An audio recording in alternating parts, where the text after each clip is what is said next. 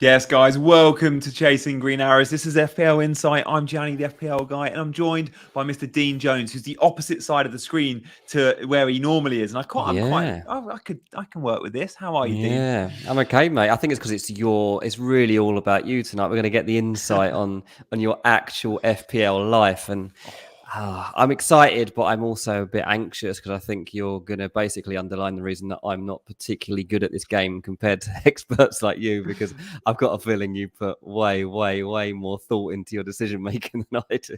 Yeah, honestly, guys, we've got a real treat for you tonight. Of course, we're going to be talking some of the top transfers. That's the first part of the show. Dean's going to be talking us through that. We're going to be looking at like the best midfielders and forwards. That's going to be great. But we're also going to be looking, and so many of you will relate to this. I just know you will. The life of an FPL enthusiast. The sort of thought processes you go through on a Monday to Sunday. I'm looking forward to that. Gianpaolo, are you maybe new around here? Evening at last, I catch you live. Good stuff. So you've been Well watching on done. catch up, maybe Well every Monday and done. Friday at 7. It's good, and it's good. The same old names cropping up. Like, thanks for everyone that keeps coming back. We might hit 2K subscribers during this show, mate. If things go well, if people Awesome. flood in. If you haven't subscribed, then do subscribe, because the fun's only just about to begin. I feel like really this is the key first show, I reckon, of like the new season. This is when we should be getting more people coming in and having a bit of a panic up, I reckon. So hopefully we do get more people coming tonight. Yeah, like we are in this time in 7 days' time, like in exactly a week, we would have just had the deadline. It's deadline 6:30. We'll be 40 minutes in. Our teams will be locked, ready for game week 1. Lil Chungus, this is your first time watching live. Hello to you and to all of you guys. Make sure you give us a like. And if you are new around here, then as Dean said, like hit that subscribe button. And you hopefully going to enjoy this type of show. Like this is, of course, an FPL show. But we also do a little bit more than that. Number one, we interact with you guys a huge amount. We like to think we do that more than most. Get your questions in. If we can't answer them now, we'll try and answer them later.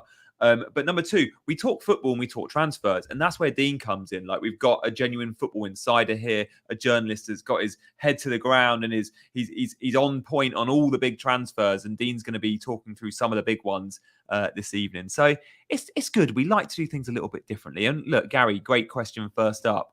Right wing back, Denzel Dumfries. He moved to Inter last year off the back of a really good Euros for Holland. He was the Hakimi replacement. He had a great season in Italy. Yeah. He can't really defend, but he is amazing going forward. Could we see that? Because they are, without Jules Koundé, Reece James can play right centre back very happily.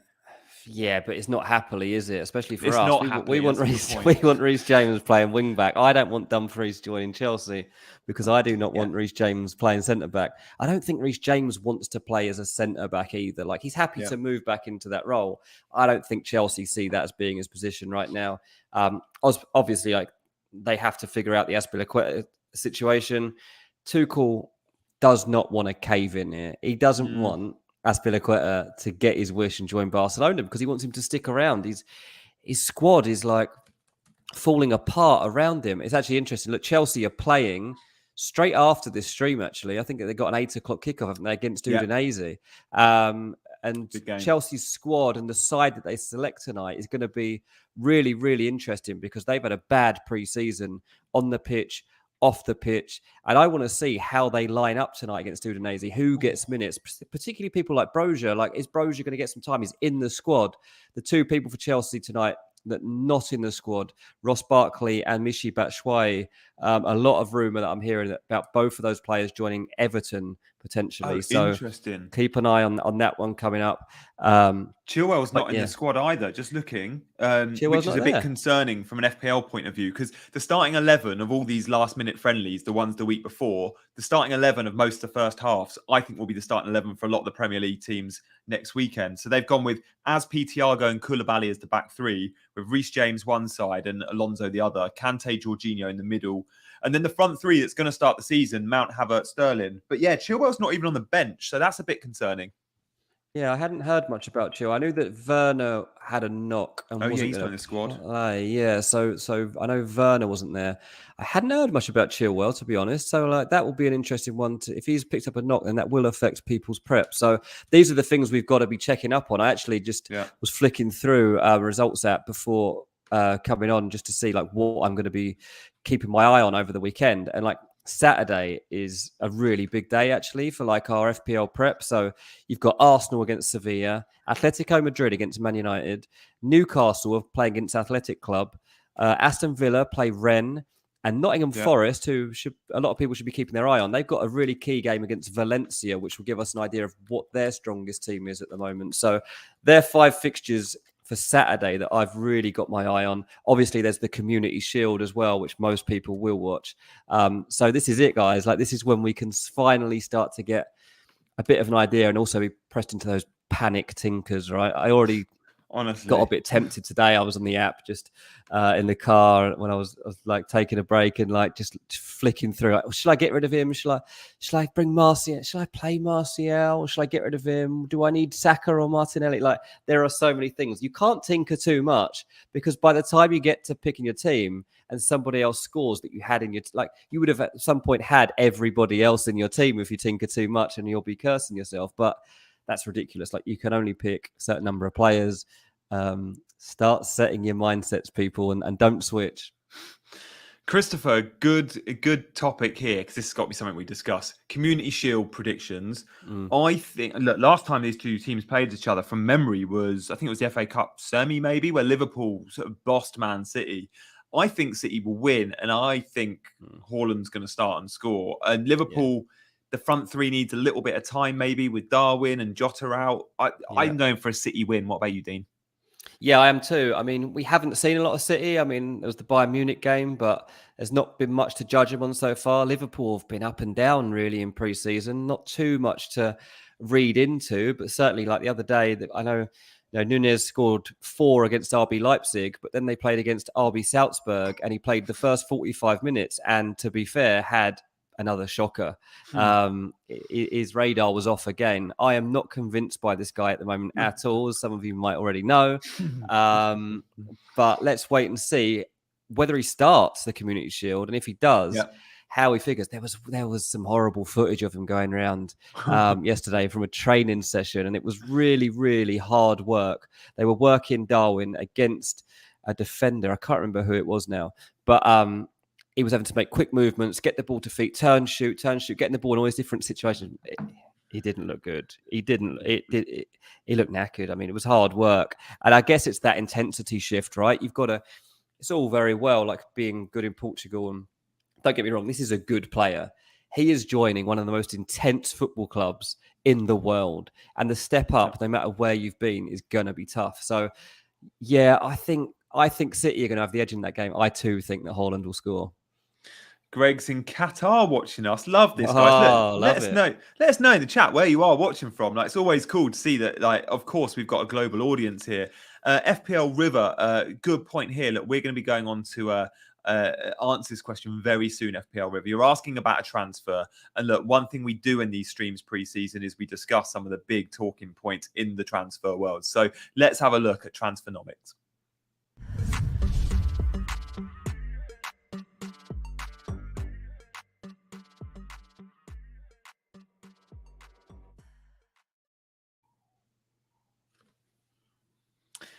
We've got Mohammed in Iran. Yes, Mohammed. Love that. We've got Brian in Mauritius. We've got Suleiman in Tokyo. Oh, I wasn't expecting such glamorous locations. This is exotic. I'm loving this. We got Keith in Scotland. We got Leo in Sweden, Gothenburg. That's pretty cool. Love that, guys. Well, glad you're watching from all over. Make sure you give us that thumbs up and that subscribe if you like what you're seeing. Now, let's talk transfers. This is one I can't believe he's still only 21 for Fofana. Like, I think was signed by Leicester 2 years ago for like 30 odd million. Like, they paid a good amount for a teenager at the time, but his stock has risen since, isn't it? He's one of the standout centre backs in the league. It is, yeah. And like Chelsea struggling elsewhere, and they're turning their attention, as I think I mentioned on here a week or so ago. Like, they were starting to look at players within the Premier League, and we were kind of batting around a few ideas of who that might be. Fofana is one of the ones that they've gone for. I know that discussions have gone on this week about personal terms and like what would he be looking for? What's he looking to do at this point in his career? The problem is, like, Leicester just don't want to lose this player, and he's like, they're putting a massive price on his head. I mean, he's going to be about £60 million. I don't see Chelsea doing it. £60, £70 million. I mean, they weren't going to cough up for Koundé, who until the last minute, and that's a player they had in their radar for like 18 months. Yeah. So I've gone for medium rating in terms of this transfer happening. The reason I've gone for medium is there's genuine interest. Chelsea do like him. Obviously, he's going to have his head turned a bit by this interest. Chelsea have to sign a centre-back, right? They've got to. There's still a big gap there. I mean, we'll see tonight, like who gets the most minutes at centre-back, like what kind of shape Chelsea even try in that game, whether it's all just going to be a 3 or whether they do go back to a 4 as well. There's so many issues for Tuchel at the moment. But Fofana to Chelsea, one to look out for. Like, if it doesn't happen, then people like Max Kilman do come into the discussion. Adam Webster's been mentioned to me too as one that they're looking at. The thing is, none of these guys are going to be cheap. I'm not entirely sure where they're going to end up turning. Does Levi Colwill end up getting a chance? I don't think he's in the squad tonight for the Udinese game. So again, like Levi Colwill not looking particularly likely, and I think they would still rather get rid of him. I see BD asking right now if they'd take cash in a player like Colwill. I don't know that Leicester would be into that deal, especially, but I guess if you put Colwill into the equation, it gives them something to think about. But Brendan Rodgers would probably see that as downgrading his team from last season, which is definitely not the plan for Leicester.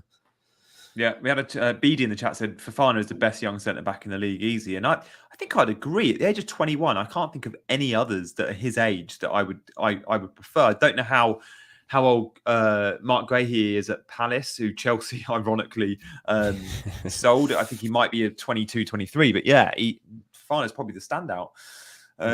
Who else have we got, Dean? There's a couple of big ones still to come. Yeah, it's hard to pick out new ones every week, but the one that really caught my eye was Grimaldo to Man City, because I've been saying, like, Man City don't do backup options, right? They pick a transfer option and they go for it. And Cucurella is the guy that we've just been hearing about. But suddenly Grimaldo came onto the scene and as a transfer rumour 2 days ago, I think. I was like, that's interesting, because they don't really tend to go for backup options. Yeah. And so I looked into a bit, and they do like him. But ultimately, they do want Cucurella, and they don't really want to turn elsewhere. And now, since I put this forward to be on the show today, Cucurella's come forward today and put in a transfer request at Brighton. So Cucurella is now pushing to join Man City. Currently, Man City have bid £30 million for him. They're going to have to pay £50 million. Let's face it, they will pay £50 million. There's nothing Man City like more than paying £50 million for defenders. So they're going to do it. Brighton know they're going to do it. So many examples. So I've gone Lemon and Herb and Grimaldo because, there's something in this. But I do wonder if a lot of it is the fact that Man City just want to get a move on with this transfer and get the guy they really want through the door. Yeah. I think Cucurella will be one of the go-to owns this season if he joins Man City. Like, we're talking about a 5 million asset starting hopefully when he's up and running week in, week out for City. And what he's really good at that we often don't notice is bonus points. The bonus point system, guys, is 32 metrics. Like, it's very complex. As a defender, you're rewarded for passes and tackles and interceptions and blocks, successful passes, crosses, key passes. Cucurella is a bonus points magnet. The players that do well in the bonus points are those that statistically smash it, right? They're like the manager's favourite players. And Cucurella is one of those week in, week out. Now, he does well in the bonus points, really well at Brighton. He will smash it in the bonus points at Man City because they have the ball all the time. That's true. And I mean, did you say he's 5 million, Cucurella? Yeah, he's 5.0. I mean, to be honest, like, I'd probably take him over Reece James at this point. Like, it doesn't look like Chelsea are going to have a stable team for the first few, like, probably 5-6 weeks. So I'm wondering, like, in the league, isn't it? Cities, like, in terms of clean sheets. I think I would probably look to save $1 million and get him. Obviously not for game week 1, because he probably wouldn't play the first week. But if there were signs he was going to, I'd probably go for it. Paolo's not having this, by the way. He says, don't believe in the Grimaldo transfer. It's not a player for Man City. I'd probably agree. I mean, he's Barcelona Academy, though. Pep likes his Barca boys. Yeah. I'd say he could do a job, but not as good a job as Cucurella. Yeah. Man City, by the way, guys, their first 5 fixtures, West Ham, Bournemouth, Newcastle, Crystal Palace, Forest. I think there's 4 clean sheets there. Like, loads of us are looking at how we can get that second Man City defender in our teams. I'm sure many of you have got Cancelo. And I don't hate it. Like even spending that extra on an Ederson, I think he's 5.0, or no, 5.5. Maybe it's worth it because City will keep clean sheet after clean sheet. The problem is if you're going Cancelo and then you go in Haaland or a Grealish or a Foden, you might want to keep that third spot available if you want to jump on a bandwagon with Man City. And Laporte ruled out to September. Do we think Ake is nailed? John Stones didn't go on the American tour, but you'd think Stones-Diaz will be the first choice centre-back partnership. And Ake, he'll play left-back occasionally and centre-back occasionally, but far from nailed. I think that's a transfer out waiting to happen, mate. Yeah, would not be going down that route right now. Yeah, don't do it. Don't do it. Let's have a look at the third one you got for us, Dean. Yeah, I've gone for a Fulham one because I'm desperate to sign someone new. Who's your current keeper? And was he the keeper in the Championship? Marc Rodak. So, yeah, he's all right. He's all right, but he's not good enough for the Premier League. Yeah. Obviously, last time we were in the Premier, we had Areola on loan. And Areola was great, and we tried to get him back, hoping he would want the chance to just be a number one all season, but he's gone to West Ham, obviously. Now we've gone for Bernd Leno. I've gone extra hot on this. I mean, this is pretty close now. This is edging towards the line. Fulham been trying to negotiate. Looks like it'd be about 8 million, I think. But as a £4.5 million goalkeeper, I also think he's really interesting. Like, as a Fulham fan, I'm really excited about Bernd Leno. I really, really rate him. And I think he was just a victim of circumstance at Arsenal. Like, Ramsdale was a much better fit for the style of goalkeeper that Arsenal want as part of the project that Arteta's building. But actually, Bernd Leno was doing pretty well by the time he lost his place in that team. Yeah. I think for Fulham, he'll be good. He'll be very, very helpful for us. And in terms of FPL, he'll have a lot of saves to make, put it that way. Like, he'll have a lot of saves to make. But he'll make them, won't he? Because he's a very good shot stopper. I think so. I'd be tempted by this, maybe not for the Liverpool game, but after that point, maybe. Yeah, he's definitely got pedigree. Like, you look at Leno a couple of years ago, and if you had said he's going to be joining a newly promoted Fulham at the age of 30, you'd have gone, no, he's going to be at a seriously higher level than that. This is a guy that's played for Germany. Like, but yeah, you're right. I guess he just didn't fit the Arteta wanted, a bit like Pep, came in and went, Joe Hart, you're not for me. He wanted someone that's amazing with their feet, and Ramsdale ticked that box. And I guess he thought, Leno, I want someone that's a little bit better with their feet. But in terms of shot stopping, he's excellent. Yeah, absolutely. There's a question there about Schmeichel being out the Leicester team. I've quickly addressed. Schmeichel pushing to leave Leicester. Yeah, does that make Leno an option for Leicester? You'd have thought so. I mean, I think Fulham's too far down the line. I mean, I'd be gutted if we pushed out the door now. It's a good question. Like Ward, £4 million playing goalkeeper. It might be for the first couple of weeks. I mean, Leicester will obviously replace Schmeichel if he does leave. And at the moment, they're not letting him leave, I don't think, because they need to replace him. But that's a bit of a strange twist. I mean, it's not looking good for Brendan Rodgers, is it, at the moment? I mean, Schmeichel going. James Maddison's got rumours about him. Fofana's got rumours about him. Yeah. I've even heard from someone yesterday that Vardy might be on Chelsea's list as a last-minute backup for a striker. I mean, it wasn't the greatest source in the world, but I was like, that's a weird one to just make up. Like, that can't just come from nowhere. Like, you can't make that up, Vardy to Chelsea. Like, that's got to have some sort of substance in it. Interesting one, wouldn't it? Can you imagine Vardy suddenly turning up at Chelsea? Vardy and Sterling in behind, pace. Mate, it's interesting. Still quite like to see it.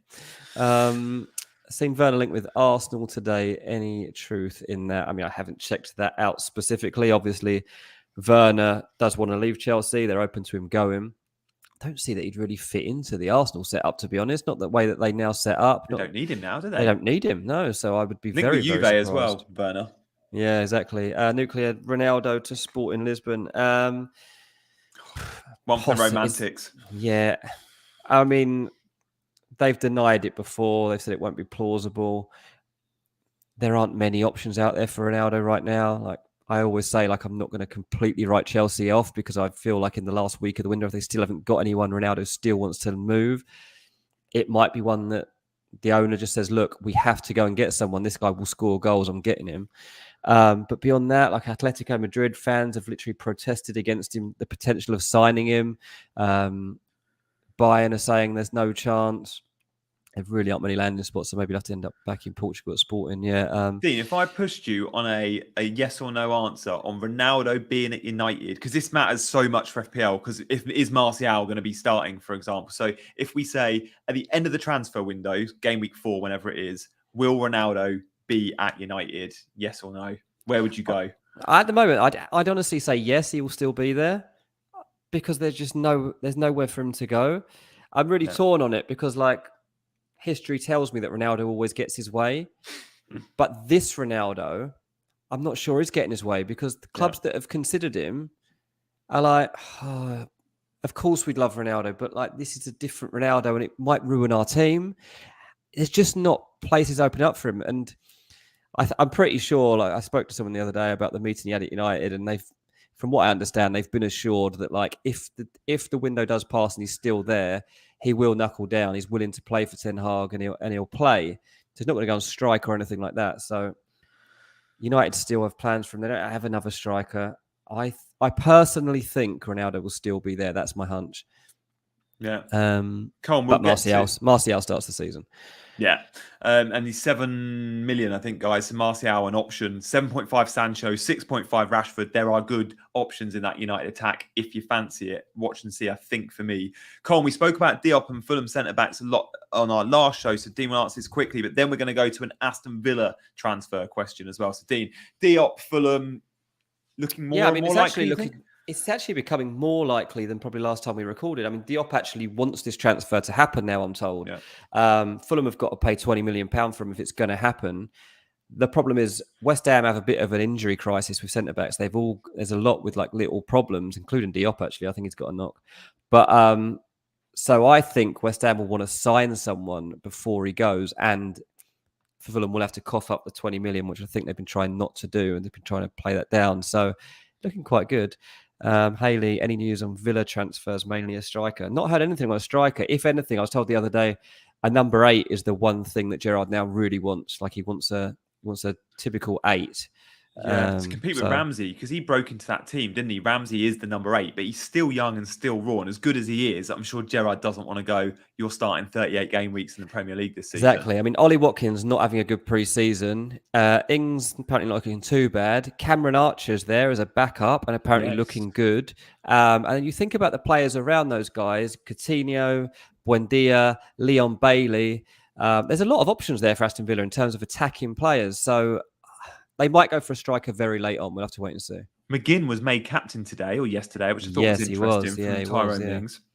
Big FPL River, where's CH? I'll do his job. Yes, FPL River. And where is CH? Guys, we're building a little bit of a family here on FPL Insight. So we have our regulars and the FPL River and CH2 that were here from the very start. And hopefully you'll join this family with us. And yeah, like and subscribe is very much CH's role or mine. So thank you for that, FPL River. FPL Harry's with us as well. I know he'll be watching the Chelsea game at 8 o'clock.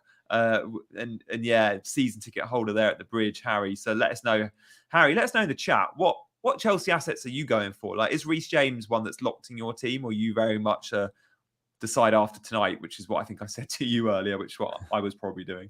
Yeah, I'm really interested, and I can't wait to start to see everyone's teams now. Like, it really is getting to that point where it seems like everybody's veering towards the same players, but I hope we're not. I hope we're not all starting with really similar teams. I know, I fear that as well. The good thing is, if we are, after a couple of weeks, you start to go in different directions because there's too many new shiny toys. Sure. CH is here. Hashtag Team Green. It seems a few of you have missed the like button, my man. Love that, CH. Okay, guys, look, loads of you are going to be able to relate with this next feature. I promise you, you're going to see this and go, yeah, that's a bit of me. So next up, we've got tips and chips.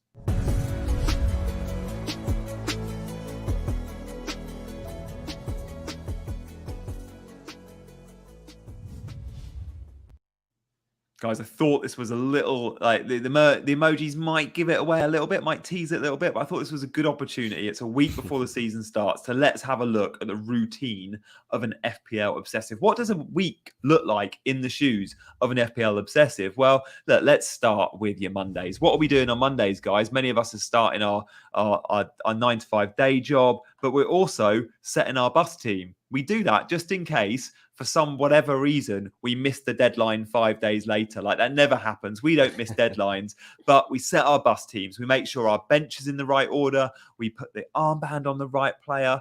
It's really important that we do that. And of course, we're thinking about future targets. We're probably looking at potential transfers, but not actually clicking them, because we don't really like making Monday transfers unless we know there's a price rise.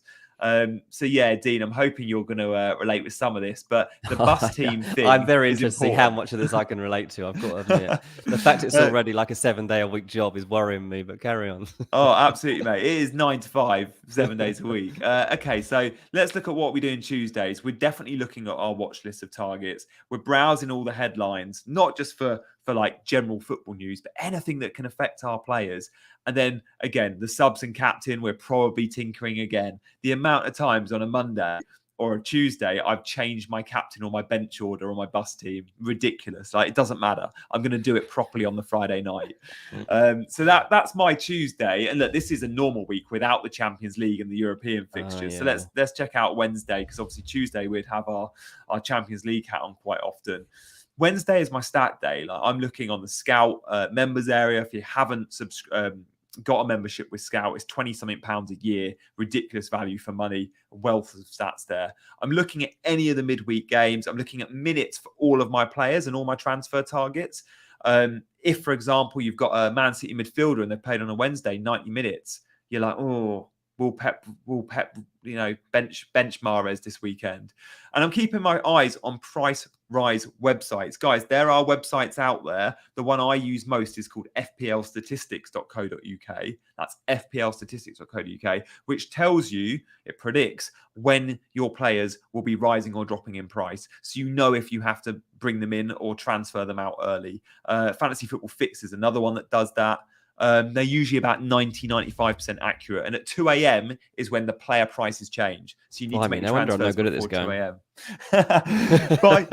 by Thursday, we get serious. Training picks so important, because by the end of the week, guys, Thursdays and Fridays, Wednesdays, Thursdays, the players are doing proper training. So you want to make sure none of your players are sitting out. You want to be checking their social media to make sure they're not abroad, to make sure that they're at training. Also, social media of partners. Dean, I hit an all-time low 3 years ago when I had Lindelof in my team, and there was talk that his wife was 9 months pregnant. Well, she was 9 months pregnant, and it was like, oh, when's the baby going to come? So I had to follow his wife to check out baby bump and make sure that he wasn't going to go to hospital with his wife, because she might go into labour that day and therefore miss United playing whoever. That is honestly dedication, mate. Most people don't commit to their actual job like you're committing to this. This is unreal. I'm loving it. Mate, these footballers' wives as well, Insta stories aren't like 2 or 3 a day. You've got to keep clicking for hours to get through all their stories. And then by Friday, like, the press conferences are so important. You are trying to get every little like edge you can. Like, something a manager might say, the way he might answer a question. In Italy, press conferences with managers are pretty good. Like, from a fantasy football point of view, they pretty much name the 11 most weeks. That is pretty obvious. But the mind games we get in the Premier League, I think it was started by Mourinho, maybe. I don't know. But you're trying to read what you can. And some managers are better than others with saying who's available for selection, who's going to start. Yeah. I wish it was like some of the teams abroad, but they just name their 11 in the press conference. Imagine that. Good. Imagine we knew on the Friday all the teams. Oh, so good for fantasy football, that. And Dean, this is where your Fridays and mine are probably quite similar, because you're looking at stuff like selection. So you're looking at, I know you've done a lot of predicting of 11s in the past, and something you do for this show. So that's again something you try and get from what press managers say. Yeah, I think I'm like I'm more of definitely until starting the show was more of a casual player. Like, took it seriously, but like didn't have the intensity from Monday to Thursday that you have, and then really pick up on it Thursday through to the weekend. But traditionally, I was a newspaper journalist and was going to press conferences and stuff anyway. So I've always been in that world. And you're right, pressers, there are just nuggets that you pick up.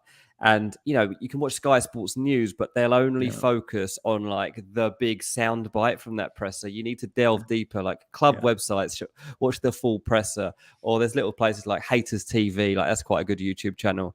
I used to work for Haters, actually. They they get every presser pretty much, and you can watch a lot of them in detail. So anywhere you can find that you can watch pressers in more detail, because the thing that appeals to us, obviously, is the team news. And that's how every press conference begins. Like, you just want to ease the manager into, like, latest injury news. Oh, what's happening with so-and-so? Like, any chance of a shuffle? And most of that stuff does not make mainstream media, because it's pretty dull stuff generally, like for trying to sell newspapers, get clicks, whatever. But for us, that is the essential stuff and the only stuff you really want, to be honest. Yeah, I always follow a local journalist to the club, and whether that's reading that person's tweet or the newspaper they work for, often the press conferences are transcribed. So I just read the transcripts, which is great. Yeah, that's a great idea. As you say, because it's all the boring bits that matter for FPL, but not for the mainstream media. Saturday's obviously your locked transfer day, and you are trying to get any edge before that deadline of any team leaks or news or players not being in the hotel or on the coach. And again, some of those rumours are often just rumours and not true, but sometimes you get those edges. Imagine like Ronaldo's seen with the squad on a pre-match walk on like Saturday morning, and it's like, what? Ronaldo's going to start against Brighton? No. Imagine that.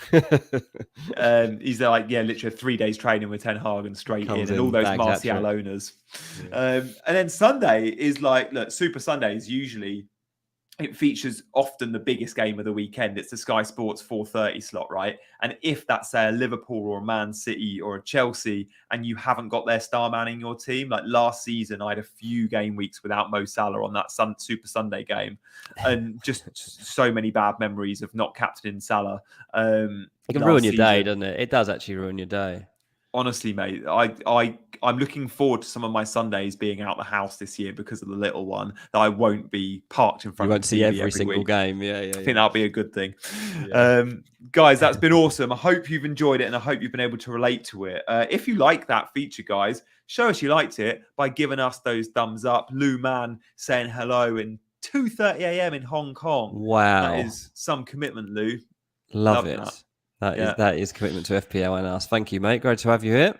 Yeah, very much a global audience, which I'm happy to see. Let's talk through some of our midfielders at certain price points, and we'll do the same with forwards.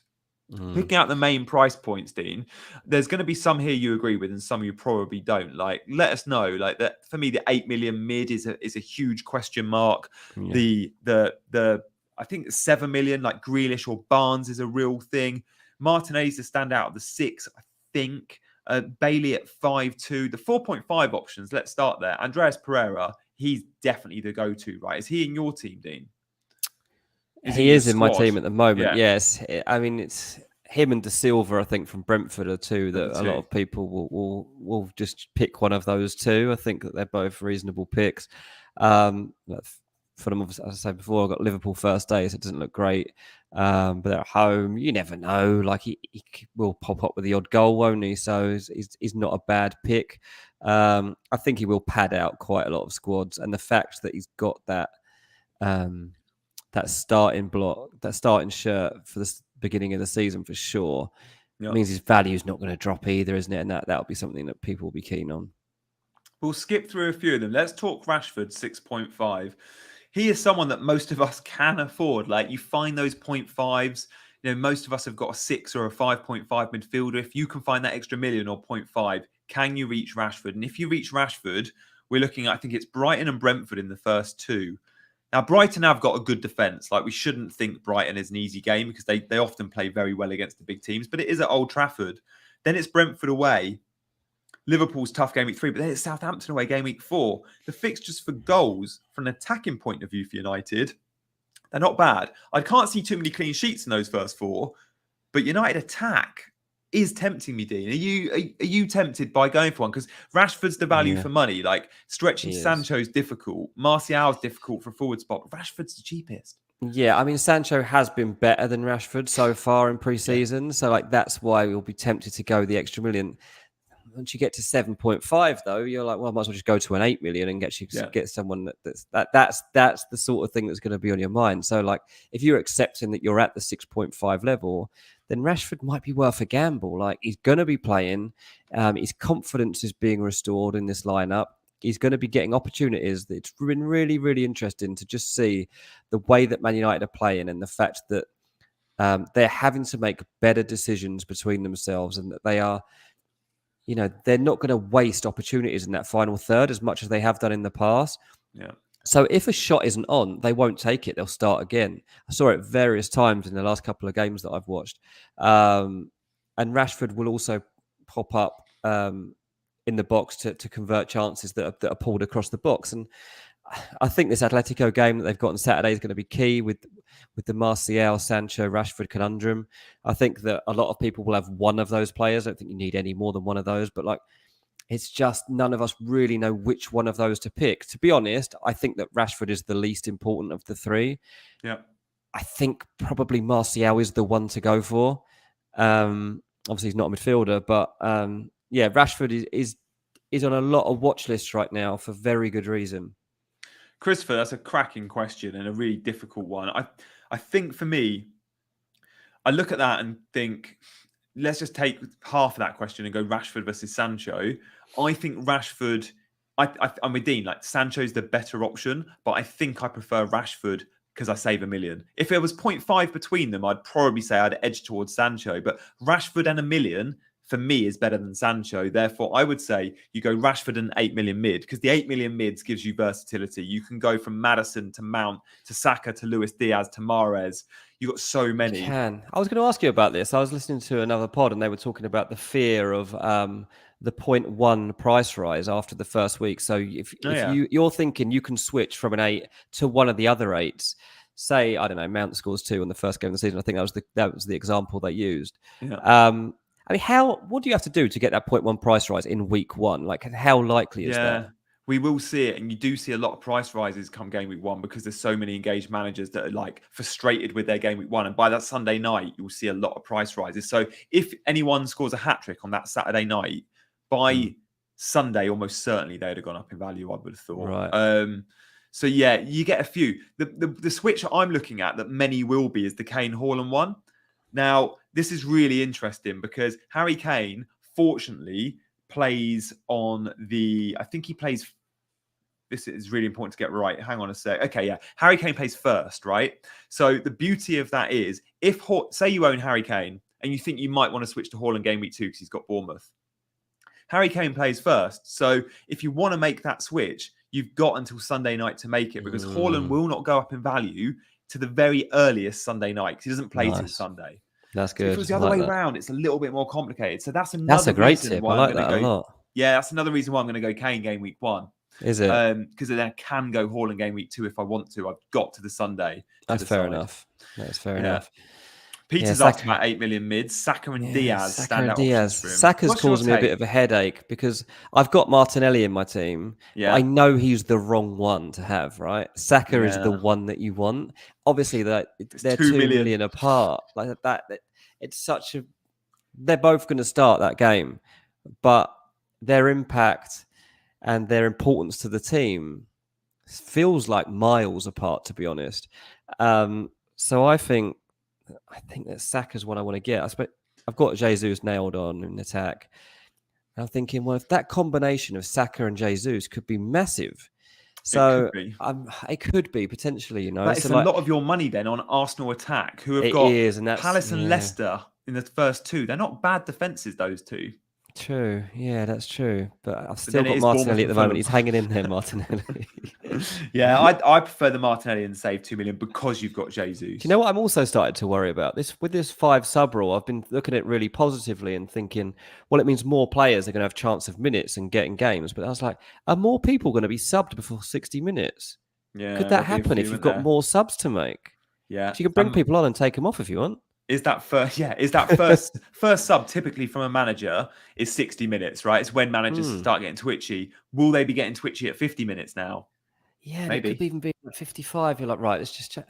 I don't know. Managers do have another option because they can change things tactically and then change it again. I haven't really seen that too much. I don't know. It's just something that cropped up into my head earlier when I was thinking about things that could go wrong. Basically. Yeah.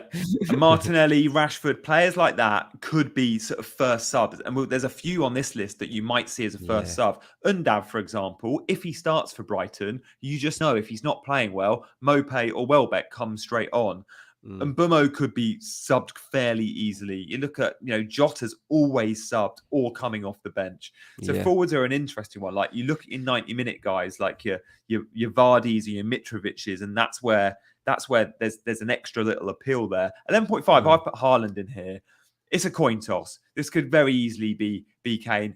I've kind of judged this based on long-term holds. I think City have got the highest ceiling of any team, and therefore I went with Haaland. But it's a really tricky one. There's loads of forwards here we're not really considering because we've all got Jesus. We're all going Kane or Haaland, and it only leaves one slot. And it probably is a 4.5 bench fodder in Archer, as I've got, or Greenwood as it might be at least. Archer might not be bench fodder, I think. Like Archer's been in such good form last season and in good shape this summer that if Watkins and or Ings are misfiring, which is looking likely, they will put him in because he is looking like somebody full of confidence and wants his opportunity. He doesn't want to go out on loan anymore. He wants to play for Aston Villa. I think Archer is low key one of the best picks for FPL actually this season. As I say, I've been like weighing up Martial, and I'm like, these are two very different selections to make up my attack. At the moment, I have got Haaland and I've got Jesus.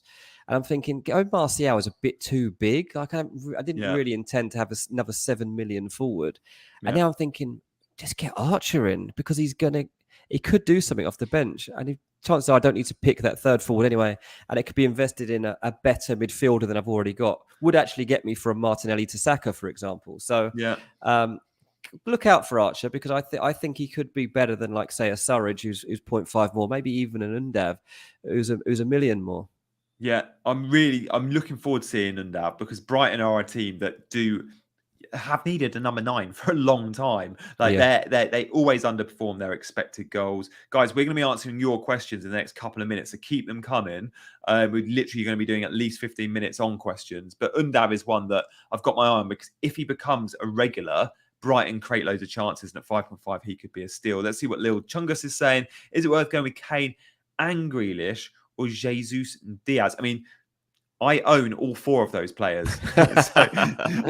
In my current draft, and I'll be showing my current draft next week, guys. We'll be showing my locked team almost. I've got all 4, so it's really difficult to answer that. Dean, where would you go given option A or B there? Probably Kane and Grealish. Yeah, if I was pushed, I think I would as well. I think if I push, it'd be hard to leave Jesus out for sure, like given like how well he's fitted into this team.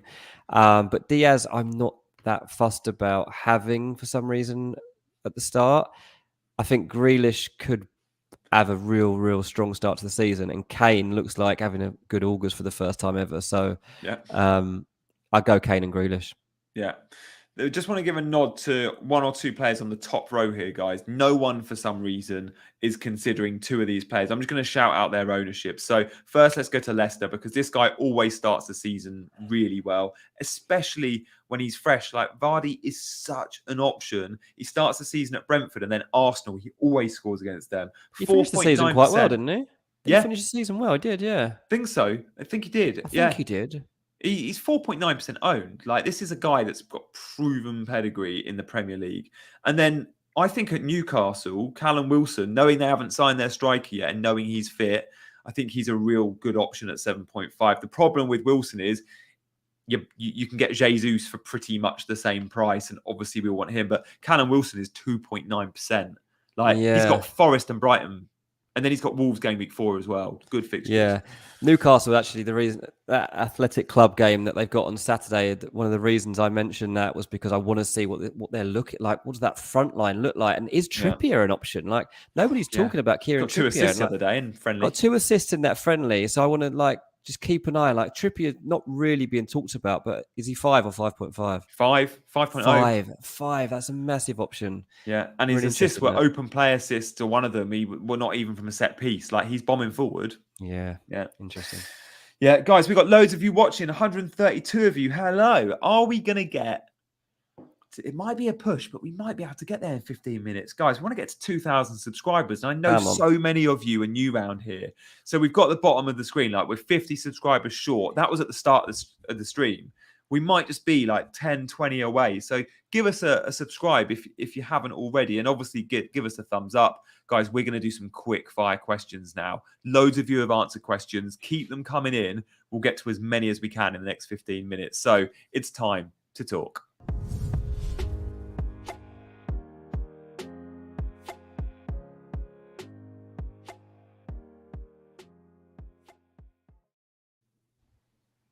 Time to talk. Let's go with, if it's a transfer question, Dean, you answer it. And if it's an FPL question, I'll answer it. So we'll start with John, who's asking about Mope at Brighton. Yeah, I mean, he's obviously in a different situation this time around, isn't he? Because you've just been talking up Undav. So it's led to a lot of speculation about, like, is he going to be allowed to leave? I personally don't think he will be allowed to leave. I don't think that Brighton are in a situation where they can afford for that to happen. They don't have that deep of a squad.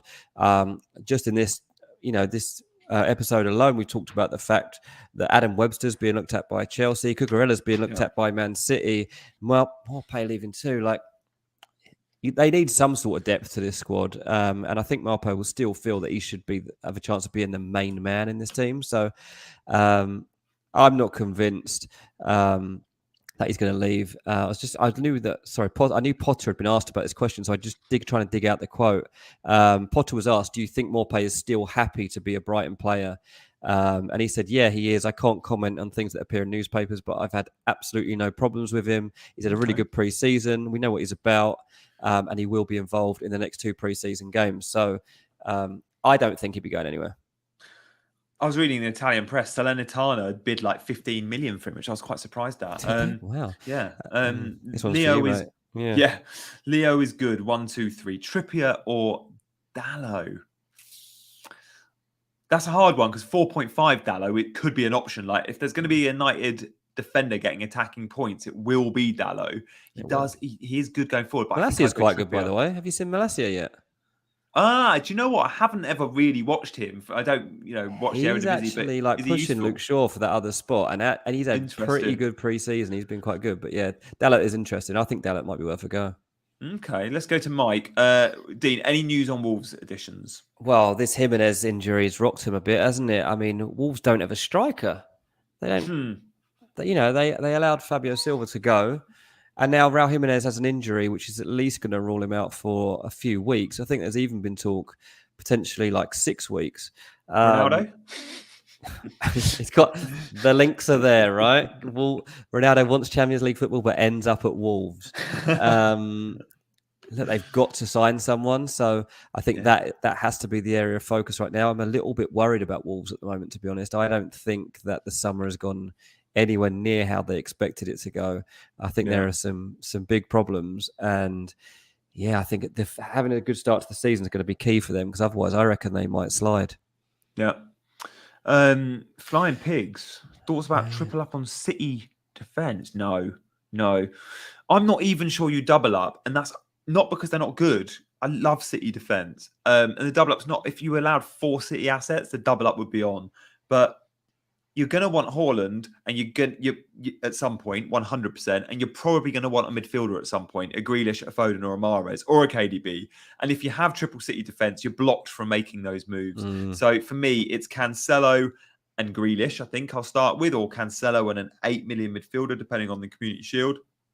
And I'm keeping that spot so I can move to Haaland when I can. I think that's fair. Yeah, Carl, what price do you think Manor Solomon will be in FPL? Obviously, Fulham's new boy. 5 million would be great. Have they not added him to the game yet? I haven't even checked this. 5 million would be great, but 5.5 or 6 looks more likely. I mean, he's going to start. I haven't seen a lot of him beyond his YouTube highlights reels, but if he is 5 million, then he could be interesting. I mean, what I've seen, he loves to just wiggle his way into the box, and he wins pens, might get assists and a few goals. Like, might have actually be a better value than Mitro, for example. So yeah, I don't know what would be valued at, because I don't know enough about him as a player. But if I don't know, then I guess they don't know either. Still not added. Jesse Lingard has been added. Is 6 million, so it might be a similar pricing. You might go, Lingard at Forest. You know what you're getting. Haley, Sanchez and Neto, or the Silva and Lloris? Oh, I would. Do you know what? I would go a 4.5 keeper, although I'm going Mele over Sanchez, but whatever. And then instead of Neto, I'd save the 0.5 and go Leon Bailey. I really would. Like Neto's, for me, Raul Jimenez's injury, loads have seen that and gone, Neto's going to play out front, which he probably will. I still don't think that's good for him. I think that's bad for Wolves, Jimenez being injured, and therefore bad for Neto points. Same. I wouldn't be surprised if Wolves don't score in games. Therefore, I'm not touching Wolves. I haven't even contemplated Wolves in my FPL. Neto's getting so much love from the FPL community, mate, and I don't get it either. Their attack's rubbish. There is nothing to see until we've actually seen it, as far as I'm concerned. Like, I want to watch Wolves, and pre-season, just not the time to make those sorts of judgments. Peter, Chelsea to lose Aspie and Alonso. I just looked, actually, just to check in the lineup, and both of those players are starting against Udinese tonight. And Barca signed Koundé, so do they need Aspie? So at the moment, they need Aspie. He wants to leave, no doubt about it. Alonso wants to leave too. Not quite sure why Barcelona want Alonso in the first place. Yeah. Aspie, I can see. I think one will go and one won't. Yeah, as if 3 premium attackers plus big at the back, Trent, Trippier, Dean, Zinchenko, Dalot, or 2 premium attackers, and even bigger defence.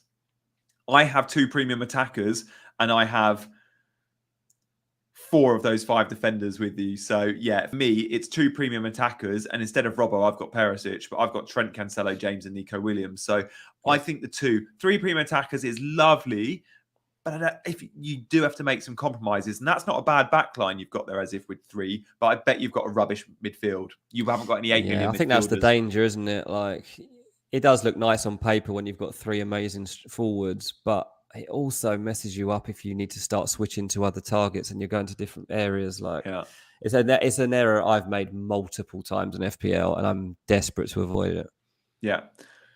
Oh, Frankie de Jong. Right. Frankie de Jong to Chelsea rather than United, or just forget about him entirely. I'm really not convinced about this de Jong Chelsea stuff. I know it has been brought up in conversations, but I don't believe that Frankie de Jong has said if he's coming to the Premier League, then he's joining Chelsea. I don't believe that he's writing off the idea of going to Man United. There are a lot of headlines, particularly coming out of the Catalan press, that are just trolling as far as I'm concerned. Some of the stuff they come out with is absolutely ridiculous. Like, he doesn't like Manchester, thinks the board's a joke. I'm like, this guy plays for Barcelona. Like, their board's a joke. Barcelona's a nicer place, I'll give you that. But I still think Frankie de Jong could end up at Man United. Watch this space. It's going to be a deadline day one, isn't it, for United transfers? Just the last deal of the window. Yeah. Gaurav, and there'll be like a fax machine broken or something. 5 million spot. Trippier versus Dean versus Almiron. Interesting. Gaurav, this is being blinded by pre-season with the Almiron chat. I know he scored 1 or 2 the other day, but Almiron is not nailed in that 11 by any stretch. So ignore Almiron. But look, the 5 million defenders, let's look at. Trippier versus Dean is a tough one. You could throw a few other names into that hat as well at 5 million. Zinchenko, for example. I think I'd go Trippier early for the first couple, because Aston Villa's fixtures are Bournemouth, Everton, Palace. Like, Luca Dean, I see 2 clean sheets there and in those first 3. So I'd probably go Dean. Also, he's so good going forward, better than Cash in terms of assist threat. Cash has the shot threat. Go Dean. Fair enough. Christopher asked, do you think Aaron Ramsey will end up back in the Prem? I don't really know. I mean, Cardiff are the team being talked up most about him, and there's one guy I know that loosely knows Ramsey, and it's the best contact I've got to know anything from this. And he does get some reasonable information. He's been spot on about all the Juve stuff. He basically said there's just no one willing to take a punt on him at this point, which it seems such a shame, because I know it's the injury. The injuries are a massive risk. How long is it going to take to get him to form? How long can he stay on the pitch? Yeah. His contract's going to be big. I can understand it, but I'm like, well, if someone's taken a punt on Lingard and massive money, like, maybe Ramsey would take less money than that to get back in the Prem rather than go to Cardiff. I would love to see it. Listen, I'd love to see Aaron Ramsey at Fulham. Like, I think Aaron Ramsey's brilliant, but I guess the problem is he hasn't been brilliant when he's been at Juve, and he's barely played in the last 2 years, so it's a massive issue. 7 games he got for Rangers, and he went in January. Half a season, and that was the thing. The Rangers thought that was an amazing transfer. He barely played. Yeah. It's a lot of money per game, and I think Juve still paid a lot of his wage. Punter, thoughts on Trent, Cancelo, cash tripper, Cody as a defence? I would err on the side of caution with Cody. Wolves are looking at a back four this season, guys. Like, it's very different. We usually see them with wing backs, and a back four at Wolves could see Kilman and Collins as a centre back partnership. For me, Cody isn't actually even nailed. Like, he probably starts the season, but he's one bad game away from being dropped. Like Collins, they've just spent a lot of money on. They're going to want to get him in the team. There's a lot of... I followed a Wolves fan, said to me the other day, like, there's a chance Cody doesn't make the 11. So I forget about him. The others I like good options. Definitely. Right, Lil says, what is the Wan-Bissaka situation? Is he leaving? No one wants him. No one wants him. Man United quite want him to leave, but no one wants him. And he cost them a lot of money when United got him. So 50 million. Big wages, £50 million footballer. Not anymore. He's not valued at that. Crystal Palace, the only team sniffing around him. Yeah. Not going to be starting the season. What a climb down it's been for him. I think he probably will end up leaving, if I was to have a guess. Yeah, I think he probably will. Yeah. Emmanuel, Oku, having Reece James and Bailey and having Walker and Martinelli, which is better?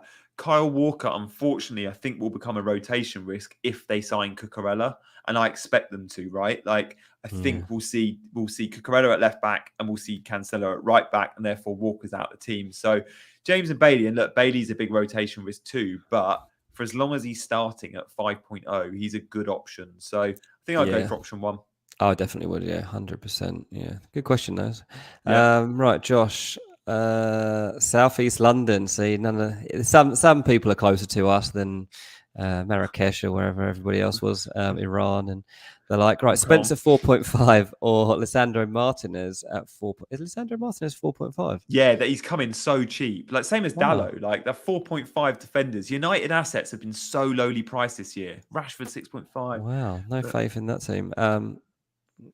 Who would you go, Spence or Martinez? I'd go Martinez because I think he'll start at least. Like, for me, yeah, that's true. Spence probably won't start the season. Yeah, that's true. Yeah, that's a good point. Michael, transfer news. I mean, we addressed this a bit earlier. Like, Leicester been throwing a bit of a curveball here. They did actually get a sign at the back end of last season that he might fancy a change.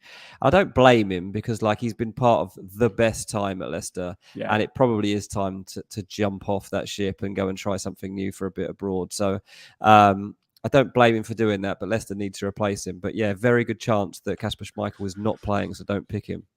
Yep. Best formation to start the season. Oh, God. I started the year swearing blind it was going to be big at the back and a back 5. And I still am big at the back. I'm going with a back 4, though.